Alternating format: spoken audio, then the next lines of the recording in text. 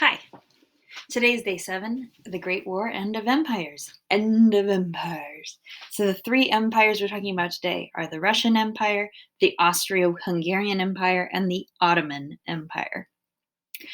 The Great War doesn't really end so much as it just keeps on petering on. But the thing that does end is these three big empires.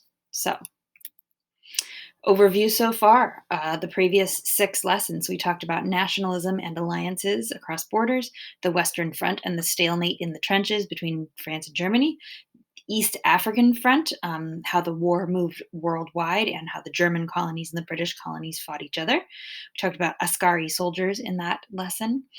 On the Eastern Front, we talked about the supply shortages and the fighting in Russia between Russia and Austria-Hungary and the Gallipoli campaign and the supply shortage that was supposed to fix. Then we talked about Britain versus Germany. We talked about the war at sea very quickly, the blockade of Germany, and the U-boat, submarine boat campaign that Germany tried to use to fix it. And then lastly, home front discontent, the reality of the struggles on the home front when you have a total war. People at home are fighting their own sort of kind of war on a different front, the front that is their home. So we're starting off with a vocab word here. What is a scapegoat?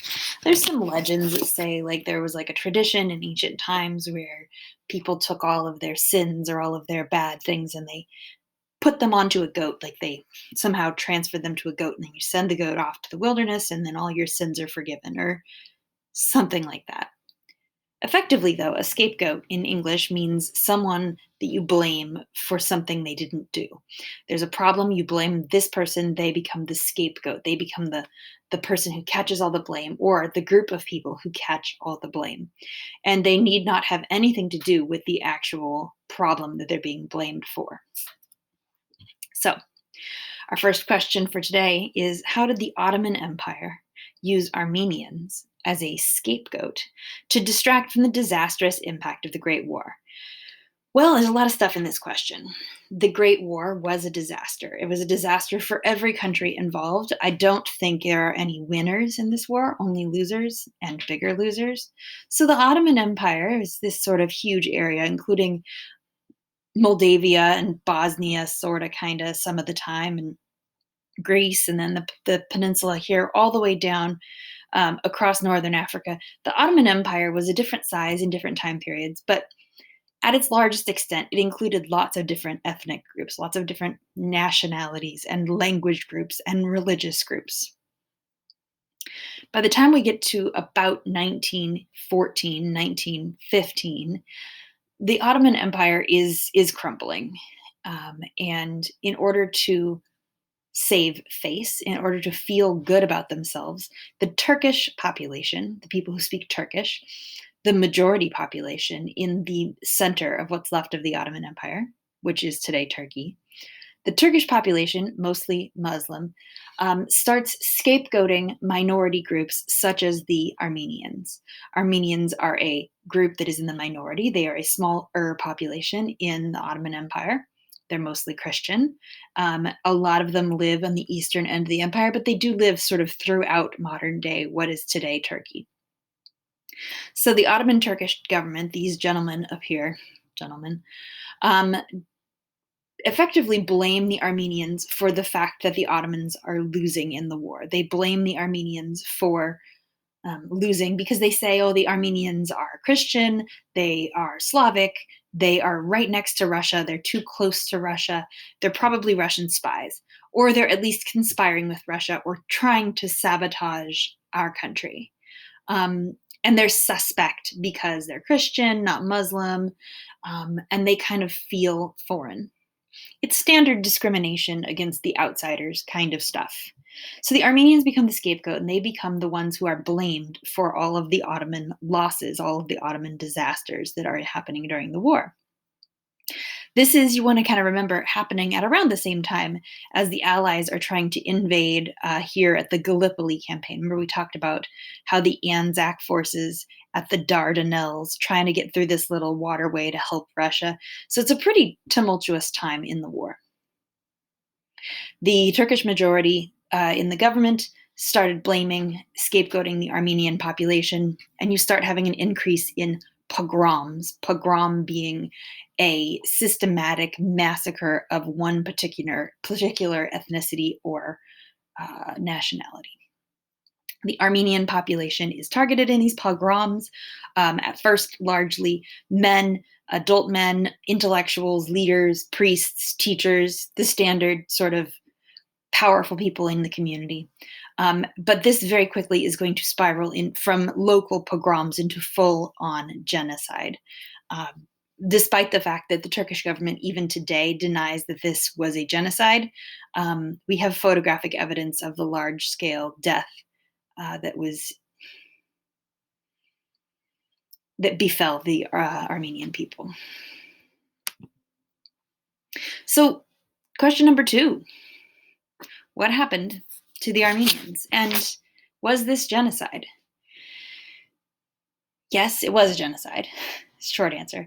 The longer answer is, if you look at all of the individual local pogroms, which are often sort of dismissed as like local racist riots or local race riots, local outbursts of violence, people attacking spies and saboteurs and people who have infiltrated the nation. You can look at this map, which unfortunately is partially covered up, but this map of the central part of the Ottoman Empire, and each of these red circles show the site of a massacre.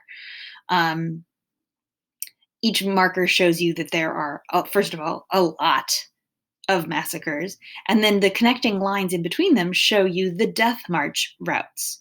So not only are there pogroms, massacres specifically aimed at Armenian people, mostly men and influential people, but then those are followed up with death marches which remove women, children, and elderly people out of the towns and cities of the Ottoman Empire and down into the deserts of Syria, Lebanon, and Iraq, or what are today Syria, Lebanon, and Iraq, what were back then the southern deserts of the Ottoman Empire. You have images like this of entire sort of villages marching the Armenian population out of town. This is a group of Armenians guarded by Turks with weapons. Here's some Armenian heads being shown off to the photographer by some Turks. And here are some of those supposed spies, supposed saboteurs. And as part of total war, these people were suspected to be sabotaging the Ottoman war effort from the inside. It's important to note that there's virtually no evidence that Armenians, especially civilians, women, children, young people, elderly people, were actually spying on behalf of the Russian Empire or the Allies in any way. Or at least not in any way that makes this kind of attack on the population make sense.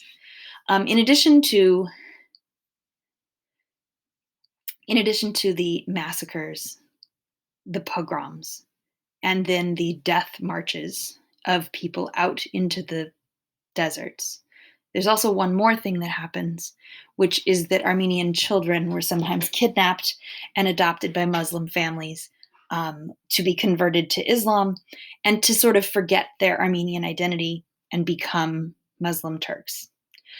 All of this is to say that the Ottoman Empire turned the Armenian population into internal enemies, into an enemy during a war that is inside their own country.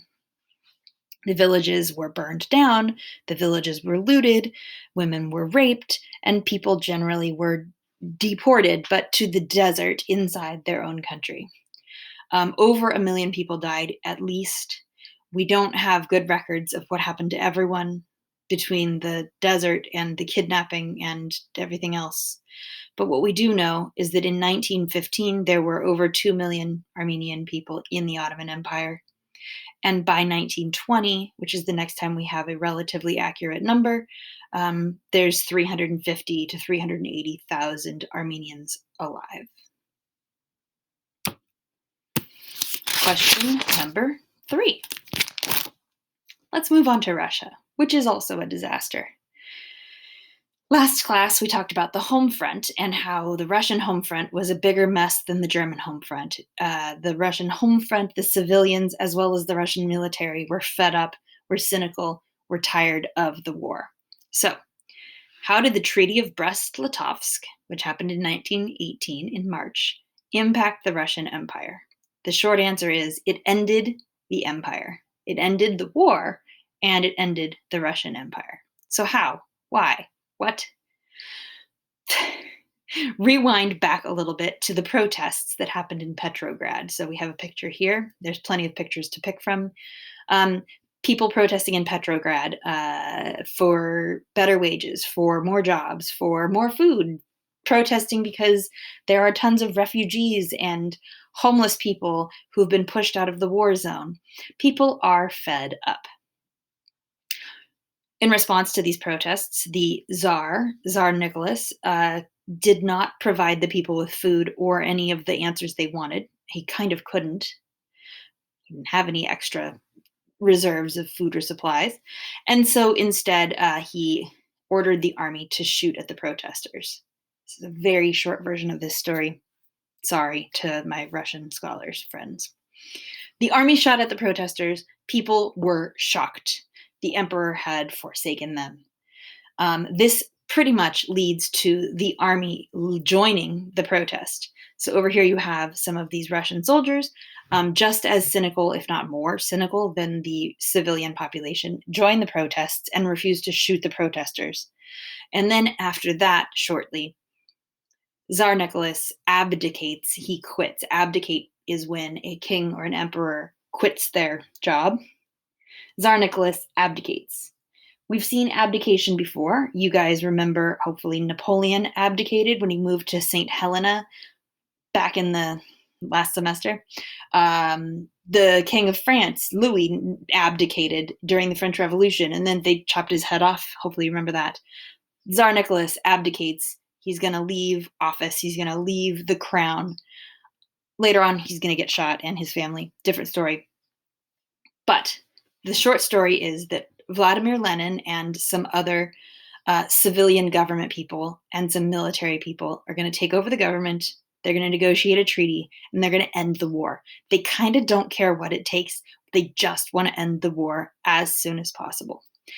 And in ending the war as soon as possible, we have this map over here. It shows you how Russia gave Germany a big chunk of its land and gave Austria-Hungary a big chunk of its land down here.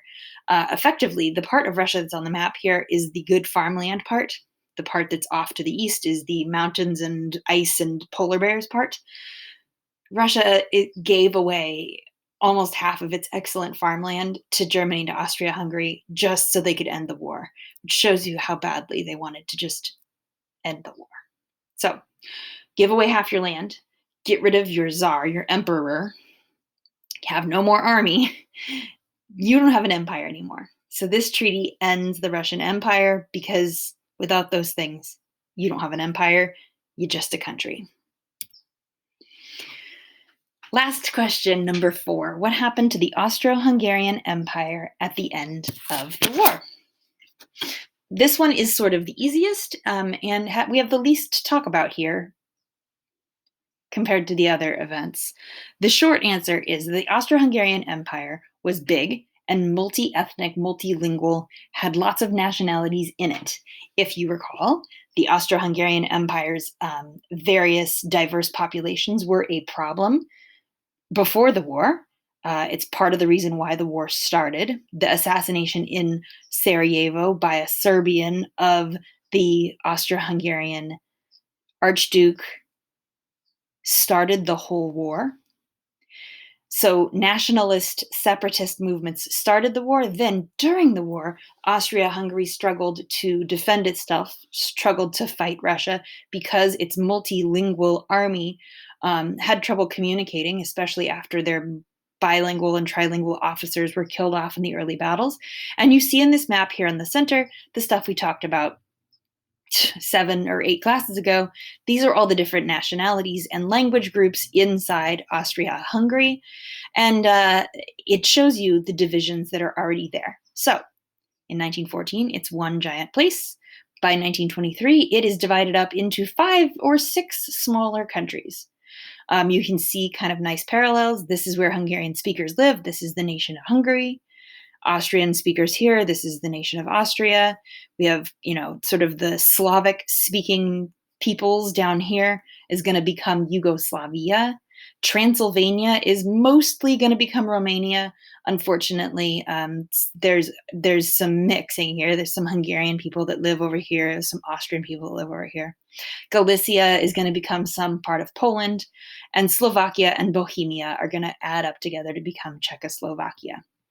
So the Austro-Hungarian Empire is split up into 1, 2, 3, 4, 5, 6-ish, 7-ish countries, depending on how you think about it. Why is it divided up? Because they started the war, because they were way too powerful, and because it's kind of a way to punish them. They should not be as powerful as they were. They're right in the middle of Europe. Divide them up into a lot of pieces. It'll make each population happier, each nationalist movement happier, and it'll prevent them, hopefully, from starting another world war. That is the 4 summaries for today. And then you need to add them together and try to answer the overall question: how did the Great War end the old empires of Europe? The old empires of Russia, Austria-Hungary, and the Ottoman Empire, these multi-nationality, multi-language, multicultural empires, they're all going to fall apart. How did the war end all 3 of them? And tie that all together as best you can in a summary. And then you have a reading to do to follow up on this about the Armenian genocide.